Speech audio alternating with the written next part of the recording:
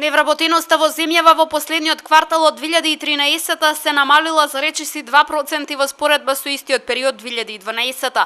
Премиерот Груевски при презентацијата на отчетот за сработеното го изрази задоволството од влезот на странските инвестиции кои вели во голема мера значеа намалување на високиот процент на невработеност. Македонија е единствената земја во Европа која забележа намалување на стапката на невработеност во услови на светска и европска должничка криза, кога во најголемиот дел од државите невработеноста растеше. Така во 2013 година стапката на невработеност во Македонија се намали на 28,7%, што е историски најниско ниво во последните 17 години, откога се спроведува анкетата на работна сила. Тоа се уште е високо, меѓутоа историски најниско ниво на невработеност. Джонсон Контролс, Джонсон Мети, Ван Хол, Дрекселмајер, Гришко се само дел од странските инвестиции кои во изминатиот период започнаа со работа, а некои од нив веќе реализираа или се во преговори за отворање и на втор погон за работа.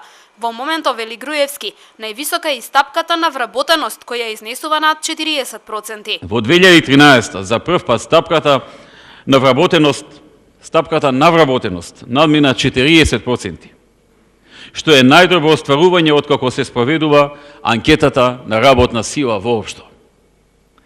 Креирани се 116.155 нови работни места во периодот до 2013 година, од кои 39.639 нови работни места во периодот од вториот квартал на 2011 до третиот квартал на 2013 година. Инаку владина делегација вчера во Кавадарци ја посети Дрекселмајер и заедно со еден од представниците на бордот на директори констатираа дека од сегашните околу 4000 вработени до крајот на годинава компанијата ќе брои околу 4800, меѓу кои голем дел велешани. Граѓаните на Велес се оптимисти кога е во прашање економијата и со најавата за започнување со работа на германски Маркарт во индустриската зона Караслари, кој во април започнува со изградба на погонот.